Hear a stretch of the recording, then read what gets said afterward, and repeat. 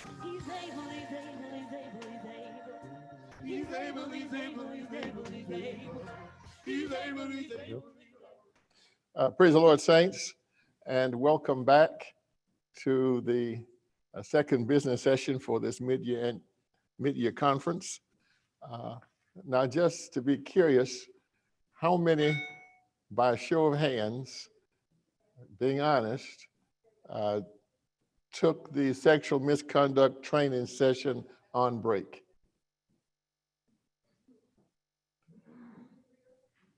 Not one soul. Bishop, we are getting lots of reports on our end. So I know that people are taking it. We've had over 100 people in the module. It's been stalling on people. So I know they're really doing it and we're glad about it. So that kind of kills my next question, because I was wondering, of the ones who started, how many actually completed it? Actually completed it? Anybody else? Bishop Reverend Rochelle completed it. You helped each other with it? Or? No, I did it by myself.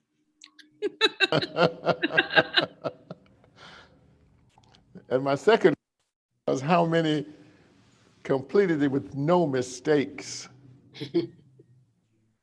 Okay, that makes you normal. Thank you, thank you, thank you. So we got to keep trying it and make a note of those challenges that you have. And if we find some other glitches in the system, report those too, so that we can clean up whatever needs to be cleaned up, so that there won't be a problem with those who decide to take it later. So thank you. And again, thank you, Reverend Brookins, for your work in this regard.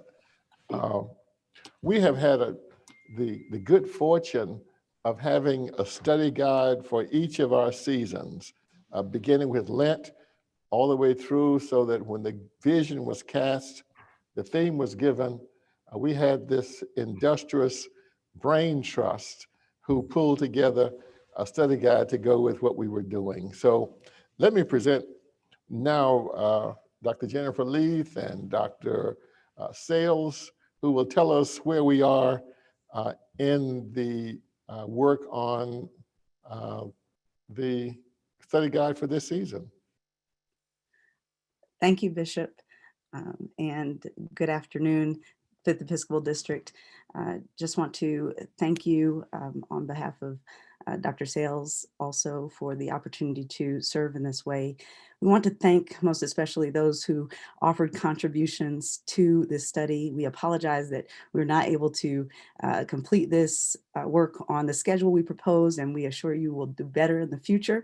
But we have an up-to-date version that we are prepared to share, and we'll try to make that available in the chat if possible. But we'll be completing the more refined version of that for upload to the district website for this week. And we thank you so much again, Bishop, for the opportunity. And if Dr. Sales, you care to greet as well, I thank you. Bishop, good afternoon. Everything that my colleague just said, amen.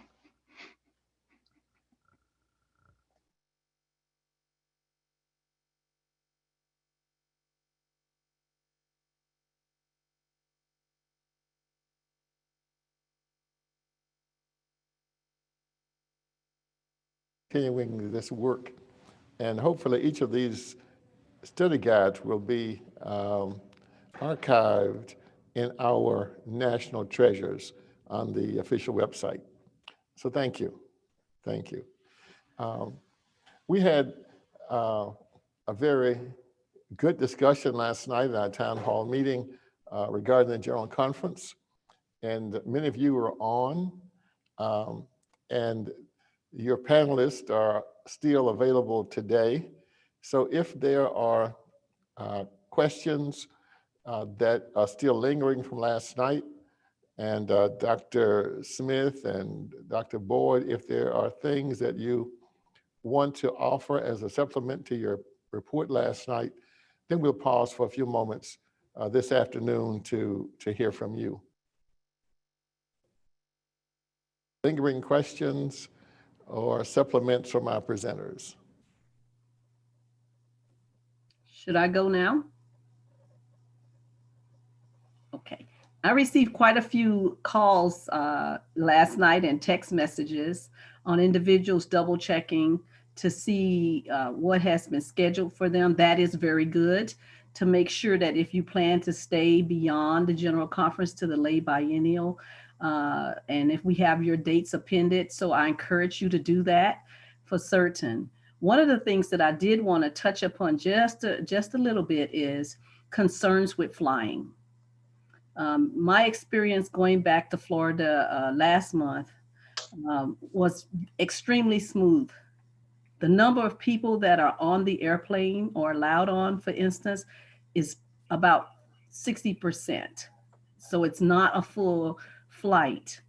However, you have to have your mask on. And they state pretty clearly from the onset, if you don't want to wear your mask, if your children won't wear their masks, they encourage you to get off the plane right then. They will not be trying to stop the flight once it gets in the air.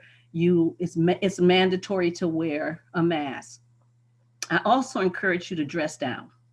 No high heels, no wingtips, none of them fancy shoes, dress down. Sweats are something that you can easily take off and change once you get to your destination and rechange. I had 2 masks. I had a hoodie on, and when I sat down, I pulled my hoodie over my head. I wear glasses, so most of my face was covered. That way, if anybody is spraying anything in the air from their mouths, then the chances of it hitting you in the face is limited. It'll get on the outer garment. So it's something that you can easily take off. The other thing is they only served water. They did not prohibit people from bringing alcohol onto the aircraft as long as it was sealed, unopened, and you cannot drink on the aircraft. They do not serve food on the aircraft. You cannot bring aerosol cans on the aircraft. You can have wipes, and I don't know about you, but those trays, I don't care how much they clean them, they carry germs. So if you have a sandwich you made or something you bought on en route that you feel safe eating, that will be the only thing that I encourage you to eat, or try to eat it before you get on the plane. In the airport, the seating was spaced out as well. And so when we got on the aircraft, I was on a row by myself going and coming on each flight. I took a very early flight, 6 o'clock in the morning, and went through Houston, and it was still very limited, few people on the flight. So we were all spaced out and jagged across. So there was no one really sitting on the same row. They encourage you to space out on a plane any way to give some balance. So those things, I encourage you to buy a shield if you have it, if you're able to buy them. You can't go in the stores now and get them anymore. You have to order them online. So if you want to get a shield and put it on, make sure you have the kind that holds to your forehead, not necessarily the kind that bands to your back, because it may mess up your hair if you don't want your hair messed up. But they have the kind with eyeglasses now, and you can put those on. I got one, I'll show you in a minute. But those are some of the tips that I would give. Wipes, again, you can have any kind of hand sanitizer, the 2 ounces, but you can't use aerosol spray. They won't let you bring it on the plane. Don't fuss with the people, because they will call TSA. I've seen it happen. So it's not worth it.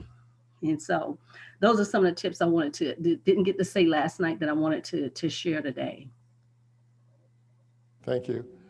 Anyone who has flown more recently will find that the airplanes are a little more full, a little fuller.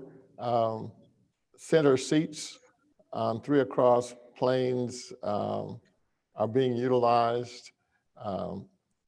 We flew to Nashville last Wednesday for my second COVID shot. Going down on a plane that holds 175, we had 165 people. And coming back the next day, it was the same, the plane capacity 175 with 165 people on board, which meant there were very few empty middle seats. And this is becoming the case across the board for flights. You will hear, and I've bought into it and believe it, that the air in the airplanes with the new filtration systems is about as good as you're going to get anywhere.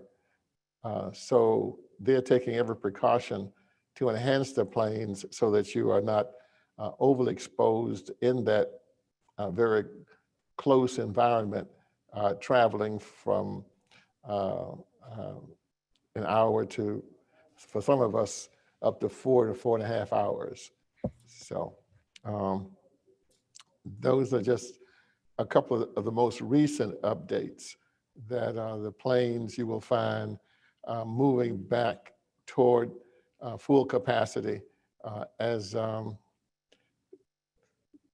we begin to relax the rules surrounding COVID-19.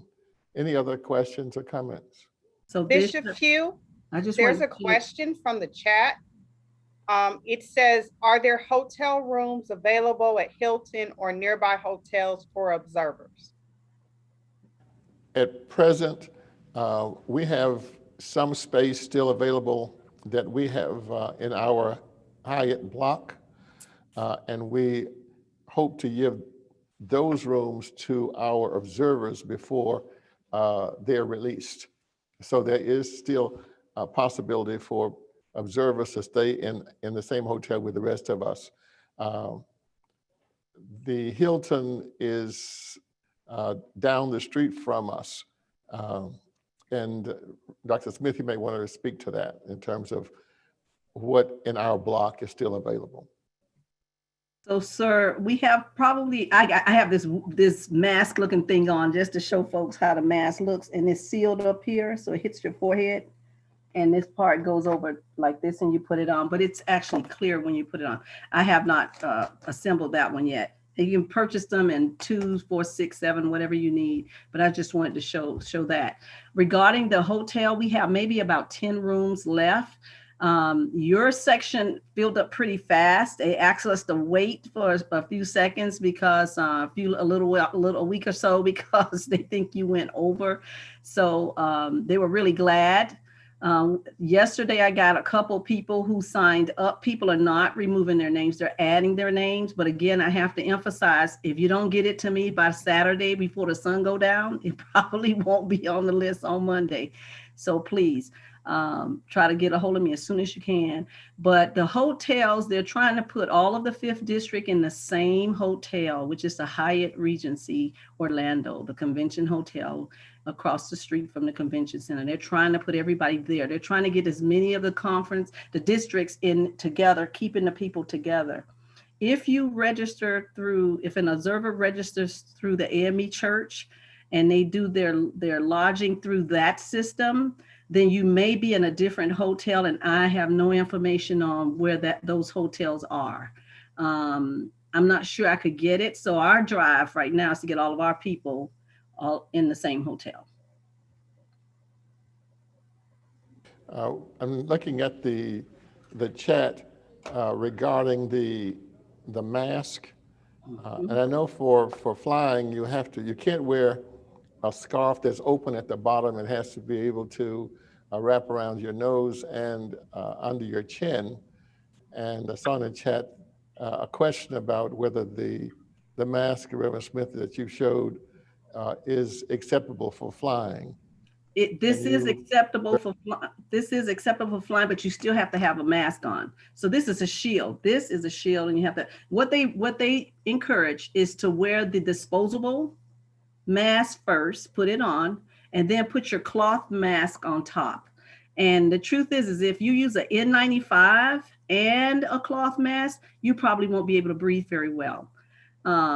I wear N95s because I seasonal asthma, and it's a very thick mask with filtering in it already. So if I put one of those on and try to put the cloth mask on. It's difficult to breathe, but whatever works for you is what's best. But they recommend you put the cloth one, the disposable one on first, and then your cloth mask on top of it.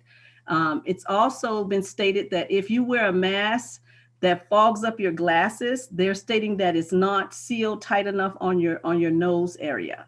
If you look at some of the masks, I actually have some, they have like a piece that most people put under their chin. You may want to reverse it and put it over your nose and then put it behind your ears. That way, when you're breathing, it doesn't go up into your eye space.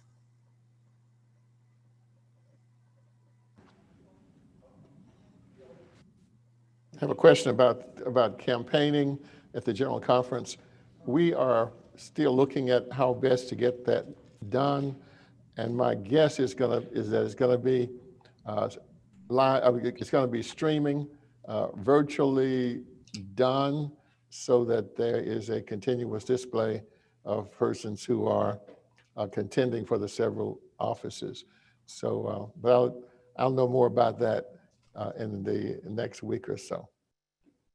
Bishop Few, there is a question regarding, will there be a requirement for wearing masks during the general conference sessions?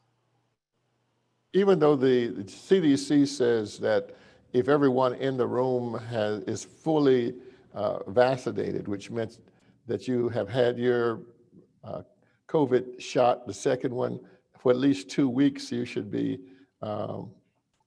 totally vaccinated. But until, the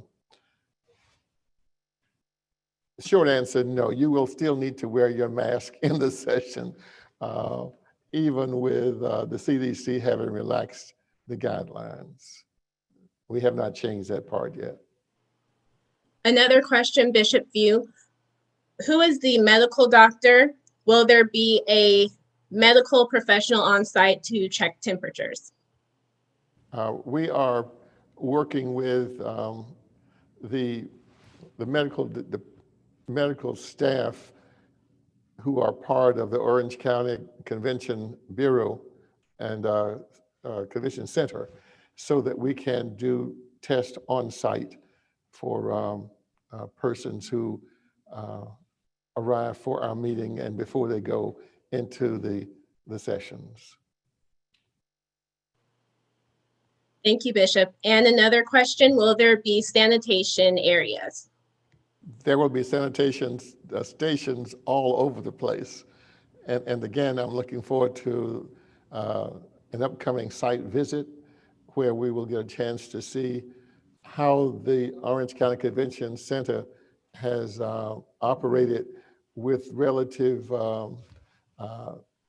almost no cases reported of COVID from assemblies.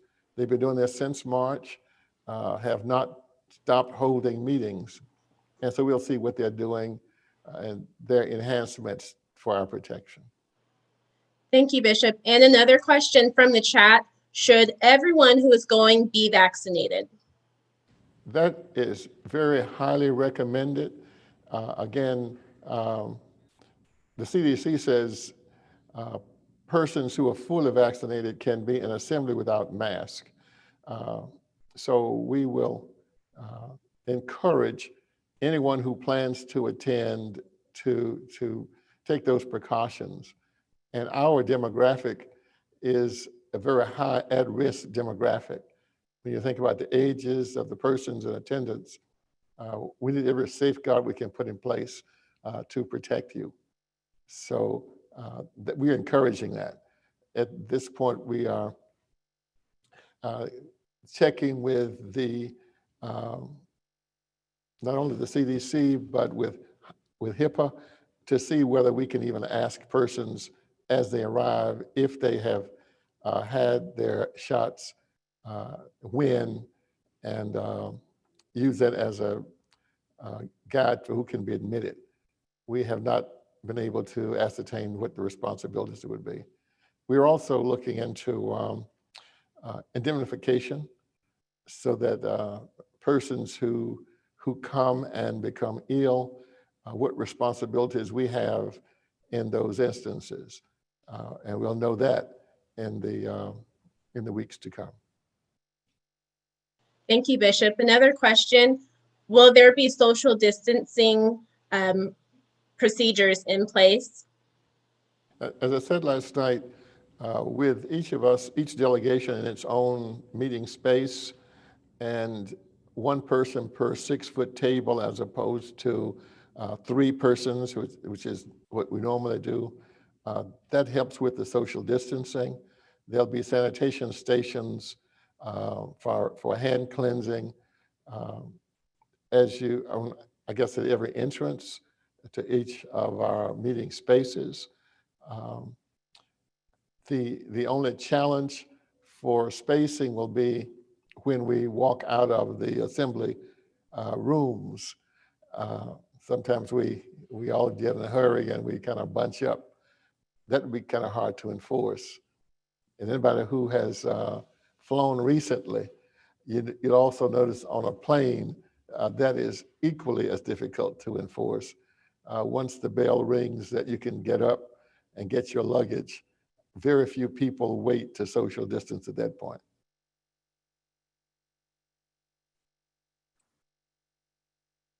Bishop, there is another question. This one is, will there be any air purifying machines within the hotels and meeting places?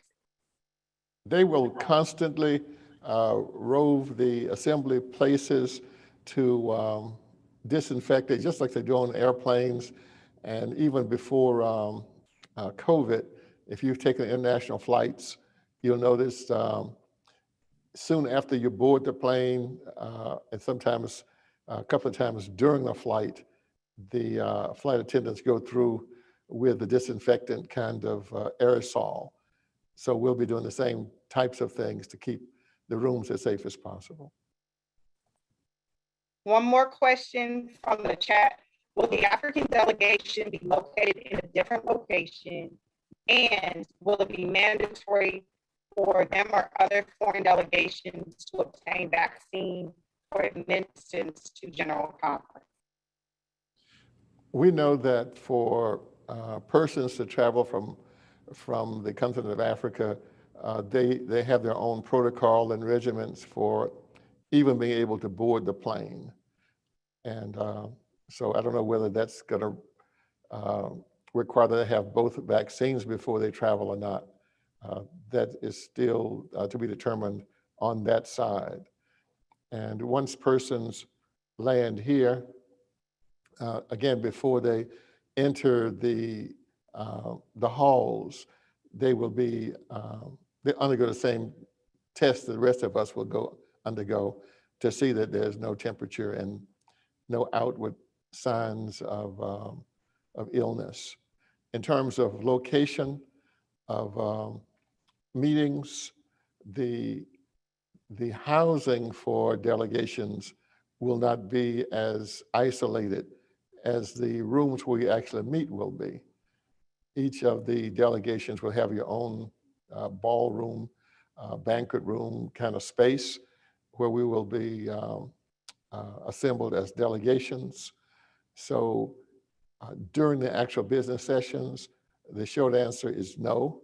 We will not be sharing a space with persons from other Episcopal districts, whether foreign or domestic.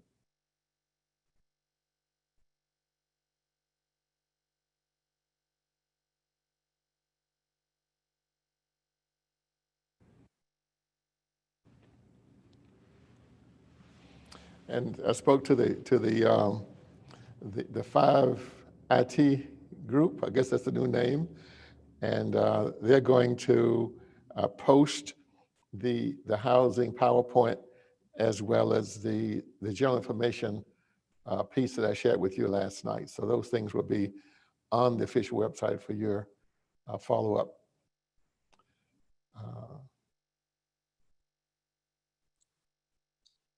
There's one more question. What is the protocol for the delegation if someone is tested going in the room and tests positive?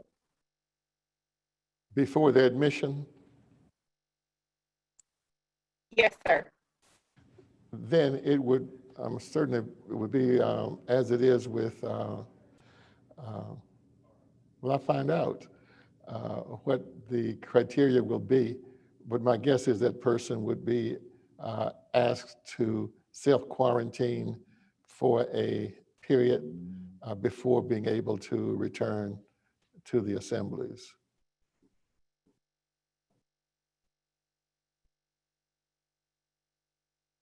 I see that note that sometimes you will know in a short period whether or not the person who appears to have a temperature is really ill or not.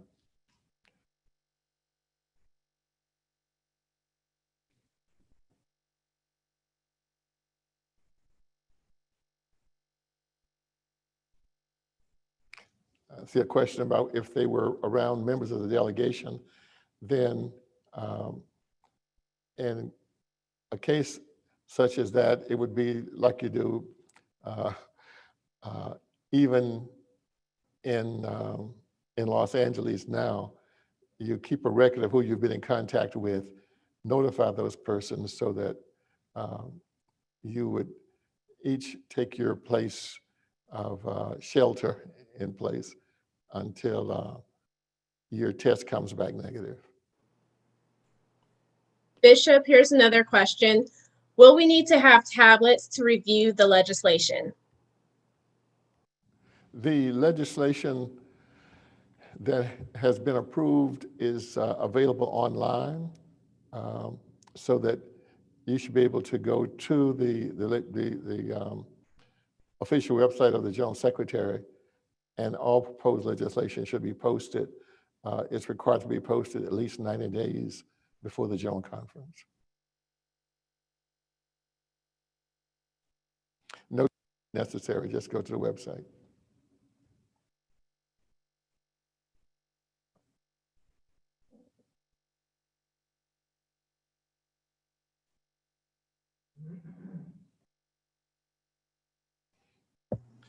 And I just saw the note, it does behoove us to encourage everyone who's going, for your protection and for those around you, to try to get fully vaccinated before you travel to Orlando. Sir, one other thing is I encourage everyone that's an observer or just in general, if you have not registered the observers, please do so. I cannot register you. So I can make sure you have housing, assist you with that, but I cannot register for you. So please do so. And don't count on your card 4 years ago to get you in. You may need a new one.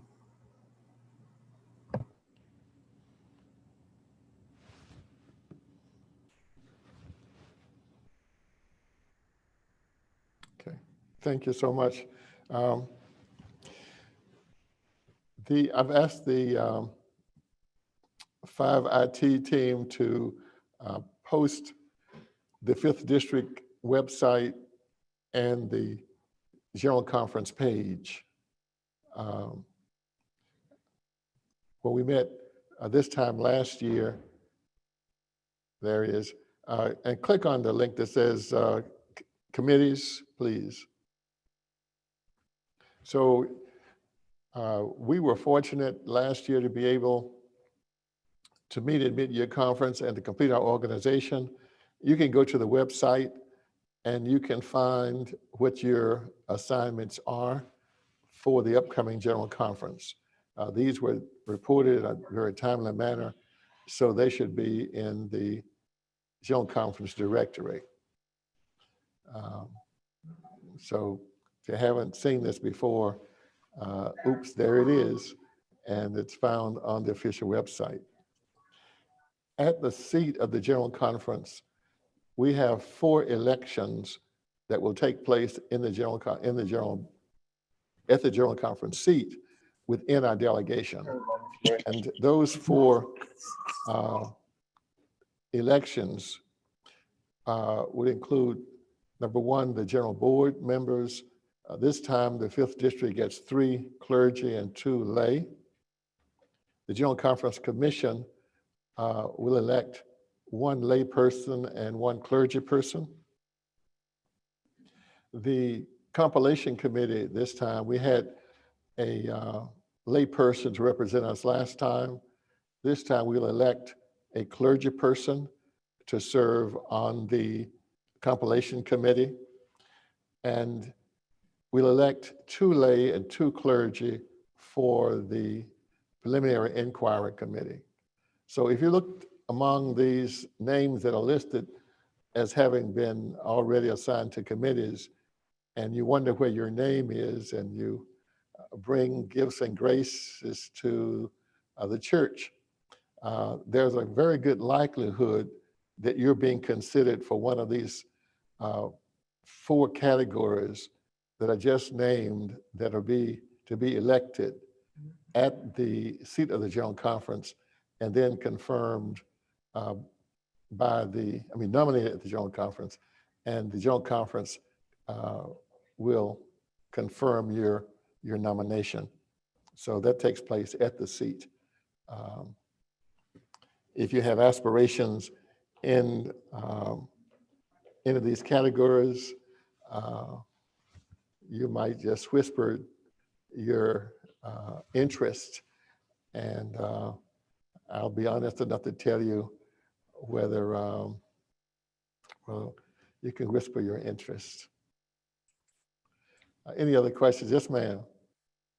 One more from the chat. Will we be using the same type of voting apparatus as in the past? Yes, you will. You will be assigned a voting instrument that you'll use not only to elect the candidates for office, but also to vote on legislation and the like. So yes, you will. And as I said on last night, in each of the meeting spaces, there will be a microphone.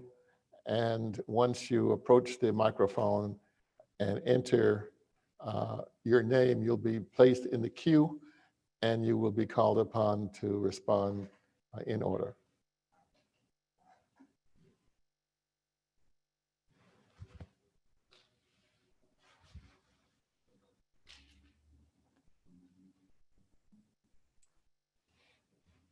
I see we have a question regarding the legislation and time limits. We have in the past reserved time on the General Conference agenda for the entertaining of legislation. The Revisions Committee will still be recommending what legislation is considered. We will consider as much as we can in each one of our sessions. If we have 130 proposed pieces of legislation and we only get to 15 through a 3rd reading, that's as much legislation as we're going to pass in that General Conference. So I think the smallest number during my time as secretary that we've ever had to pass was around 17 pieces. And on the high end, we very seldom go over 40 to 42 pieces of legislation that actually becomes law. So the discipline and our General Conference rules in the past have said that each business session, we would have some time reserved for legislation.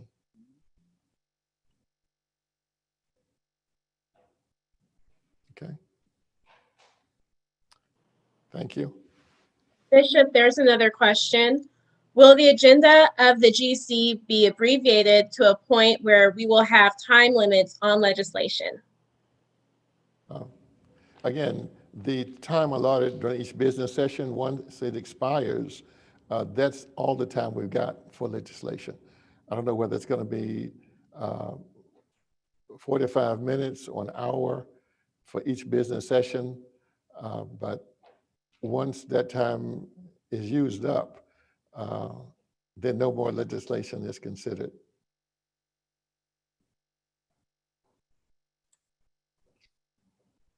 Bishop, there's one more question. How much of General Conference will be streamed? I guess that is still to be worked out. There were some parts of our work that we would reserve for the church generally in session. And I think on those critical pieces, that will be done with the body itself and probably not live streamed. But all the worship services will be live streamed. And when we meet with the program committee in the next couple of weeks, they will recommend what is live streamed.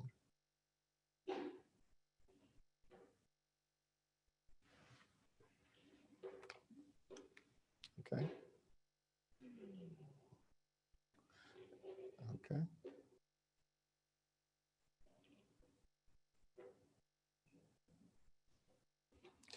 Question regarding security.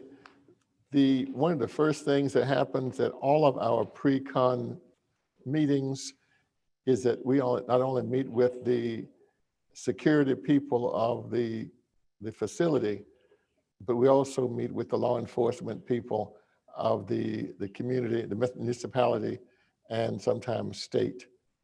For a meeting of the size of ours, we meet at all levels of security, including those persons that are hired by the General Conference itself as a part of our security force. So you should feel pretty safe in our little bubble around the Rosen Center. Okay. Following the close of the General Conference on the 10th, Sunday night, with the assignments, the lay organization will begin its work. And I've asked Mr. Simeon Roden if he would bring us up to date on the latest developments in their planning. Mr. Roden. Thank you, Bishop. And I wanted to first say that there's one more thing I wanted to add, that we had a generous donation to the lay organization to help undergird the assistance that we are providing to districts 8, 10, and 12. And that generous donation came from the Mayberry family. So we want to take this time to thank them for that donation to the lay organization. Thank you so much. The biennial updates are pretty much similar to what Bishop has gone through in regards to all of the safety procedures and measures around this pandemic that we are all experiencing. I do have a slide to share, but I'll just go ahead and read from it. The Connectional Lay Organization biennial update is still underway. There are a lot of decisions being made as we speak.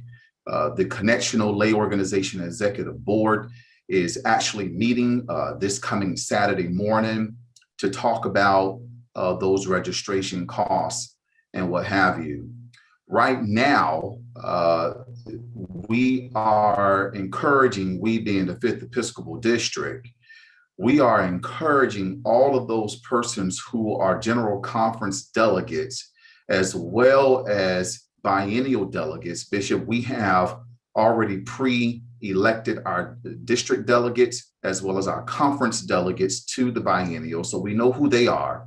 And many of them are already General Conference delegates. We encourage them to work with Reverend Smith to ensure that he or she had a room assignment. That is very important because we want to make sure that all of the biennial delegates are able to stay in the same hotel.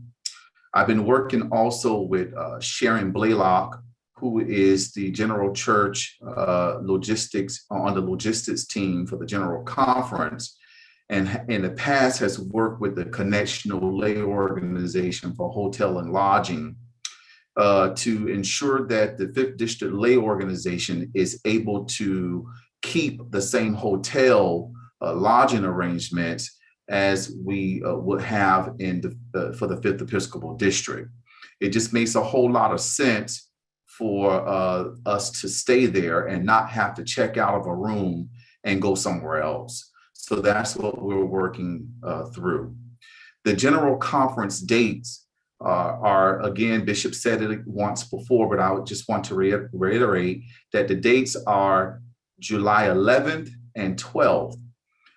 It is a day-and-a-half meeting, and this was an arrangement that we had already worked out with the general church to meet in Orlando on those 2 days. The meeting will be in the physical. And so again, those persons who are attending as delegates from the 5th Episcopal District, we're asking that you follow the same protocols when it comes to safety. What's happening with the room assignments, there are some people in the 5th Episcopal District, for example, in the local churches who have not had their elections, but our Constitution is clear, laity, that from the local church, there should be the president. And if not the president, you should hold your election for a person to represent your local church where there is an organized lay organization. And I know that you guys are still deciding that now. But if you are not attending the general conference as an observer or delegate or an alternate, it is very important that you work with me to ensure that you're able to get into the same hotel that the other delegates of the 5th Episcopal District will be in on those days.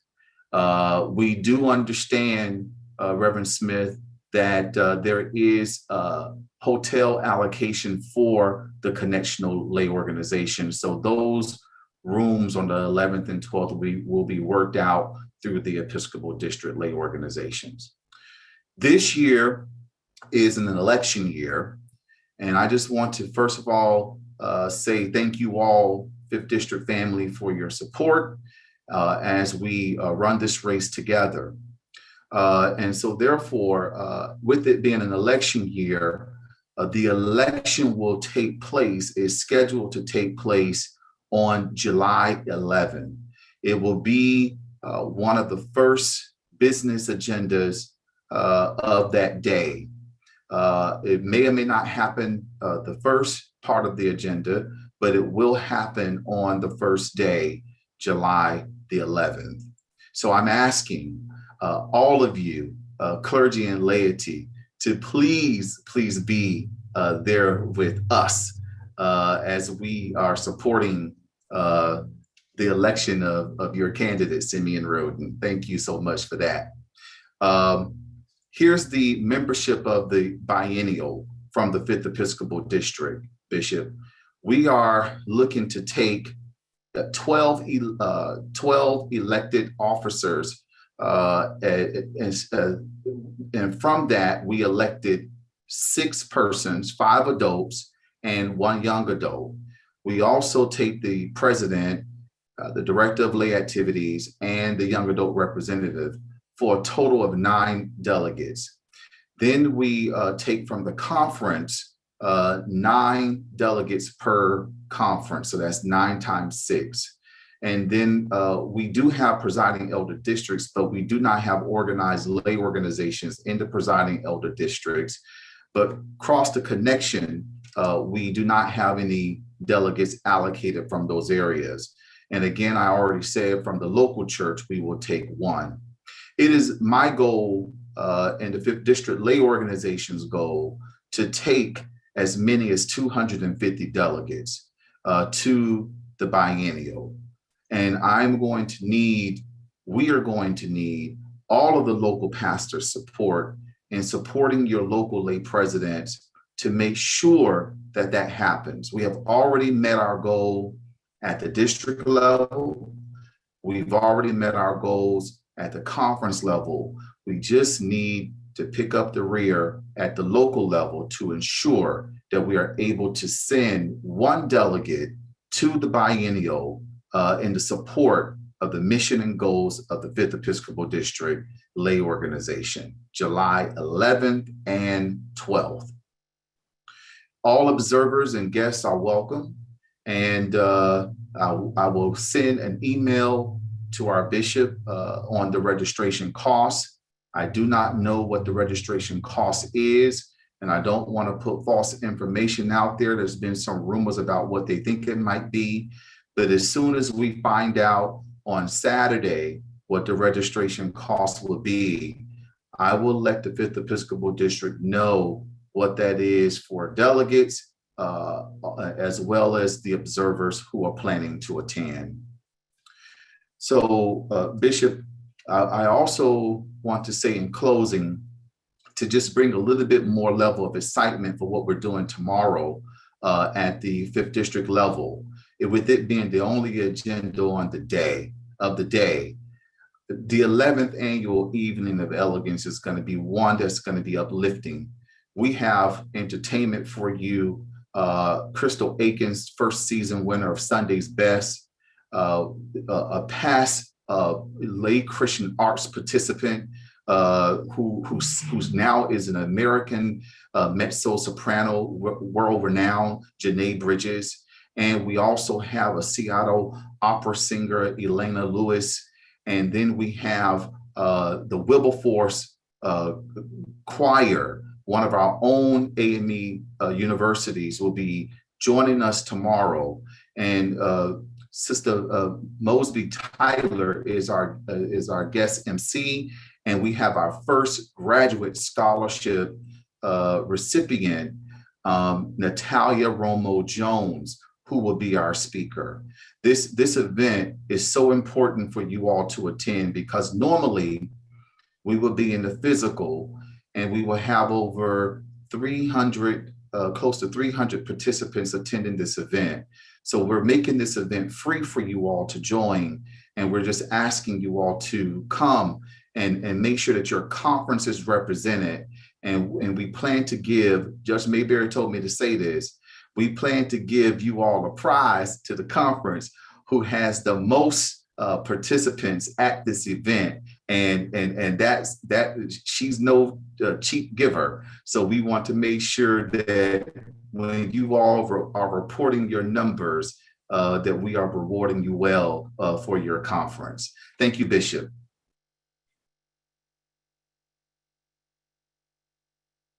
We can't hear you, Bishop.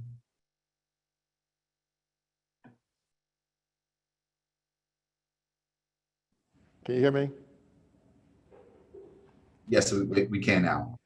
Sound people? Okay. The word that I'm hearing is that, yes, we are to dress up for tomorrow night as if we were there in person. Thank you. Thank you. Bishop? If the 5IT group would please post the revised annual conference schedule.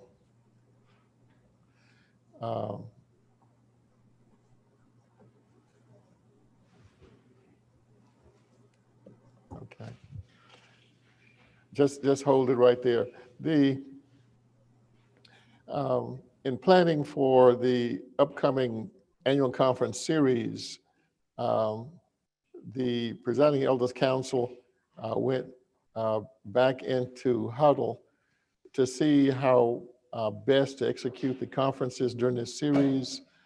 And what we found was that among our constituency, there are those who are still reluctant to return to assemblies in close surroundings. And as a result of that, we discussed the prospect of meeting this series of conferences, August through October 2021, in a hybrid form. And in the hybrid that we're proposing and now we have adopted as a council, every aspect of the annual conference would be virtual, just as it was in the preceding series of conferences, so that all the roll call, the business sessions, the reports from pastors and the like. All of those things will still be done virtually. Pastors' reports, you do those ahead of time, just as you did before. The major difference will be that at the closing, the Ordination and Commissioning Service will be conducted in person. The persons essential to be present are the Ordinands, the members of the Board of Examiners, at least enough to join me and lay 6 additional hands on the candidates. As things become more relaxed for assemblies and you become more comfortable, the number of persons present at those ordination and commissioning services can be adjusted upwards. I hope upwards and not downwards. As a part of ordination, we also have communion. So those 3 things will happen in person at the closing. We will ordain the candidates for ministry. We will have communion as a part of that service, and then the appointments will be made at that service. Those persons who are in attendance who can receive the appointments directly from my hand, and those of you who will be attending the conference, your conference at a distance, then I will, as before, scan and send those appointments directly to you or through your presiding elder. So please make a note of the hybrid format. In order to make this format work, in some of the conferences, we are having to change the venue so that the place where the conference is being held has adequate bandwidth and space for to accommodate the people. This also means that we won't be engaging in contract with hotels, that we will hold the worship service at the church, the host church or another church that has been selected for that purpose. So on the schedule, we have these revisions. The Pacific Northwest Annual Conference will meet at Allen, Tacoma, and Allen, Tacoma will be the venue for that conference. For the Desert Mountain Conference, the host remains Payne and Colorado Springs, but the venue for the conference will be at Shorter Community, affording us the space and the central location for that conference. The Midwest Conference, the host is St. Paul, Wichita, and the venue will be Bethel, Kansas City, Missouri, by virtue of its central proximity to the annual conference and its capacity. The California Conference, hosted by Murphy Emanuel, Sacramento Valley, the venue will be Bethel, San Francisco, as our venue. Let me just pause here and say, listening to the music that came out of Murphy Emanuel on yesterday, let me say to any of our host churches whose venue is not your host church, then certainly work with the venue place so that we can get some of the flavor of your congregation, irrespective of where we meet. Okay, the next conference, the Missouri Conference, St. Peter's is our host and our venue. They've been undergoing some renovation, and we are looking forward to worshiping in that space at the close of the Missouri Conference. And Southern California, the host is Christ Our Redeemer Irvine, and our venue will be First Church Los Angeles. Again, much more central. And in each of these cases, I have spoken to the host pastors and the venue pastors, and we're all on one accord. And the planning meeting will be here in Los Angeles with First Church as our venue and CORE as our host. Any questions about the hybrid?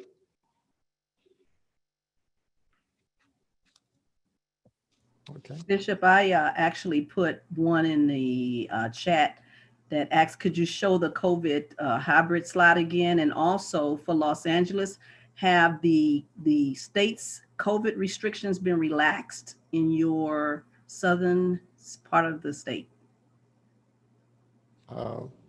We can pull the screen back up to say what the hybrid looks like. It was the first one you had with the paragraph.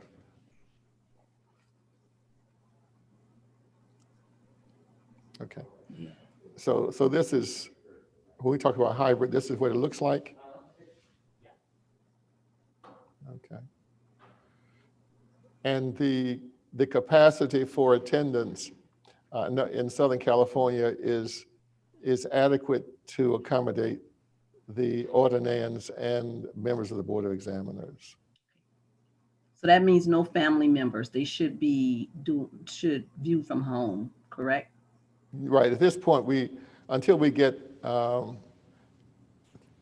become a little more comfortable with the assemblies, and if we wait to see what the directives are for California, we're not at this point inviting family members to be a part of that service.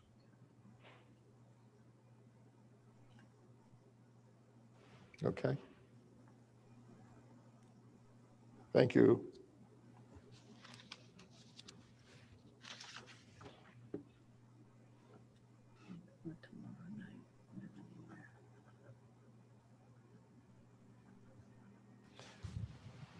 Is there anything else business-wise we need to consider during this session?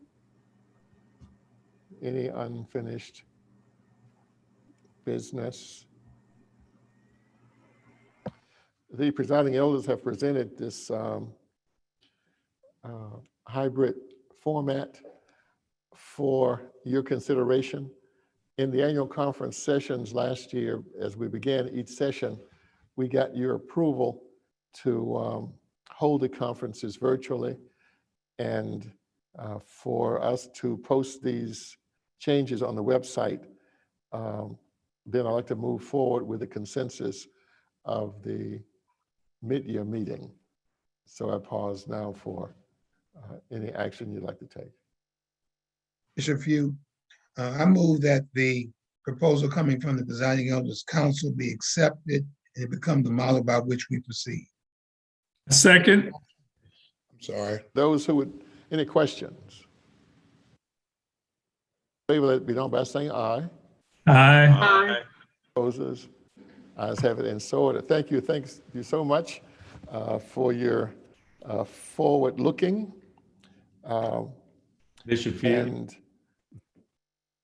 business for this session. Bishop. Commission. Bishop Few. Another point of personal privilege, please.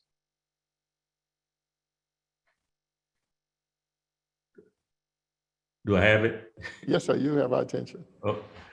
Bishop, I would like to introduce Presiding Elder Spencer Barrett and Presiding Elder Sherlyn Curry to present to the 5th Episcopal District for future celebrations.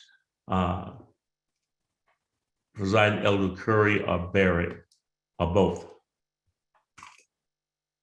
Thank you. Thank you, Elder Lindsay. To the mid-year convocation attendees, we just wanted to let you know that there is an event coming up which you are invited to. Save the date, save the date, save the date. April 10th, 2021, we will be celebrating with our illustrious Episcopal team as they celebrate 45 years of marriage. And they're celebrating that with the 5th District. April 10th, 2021 at 1 p.m.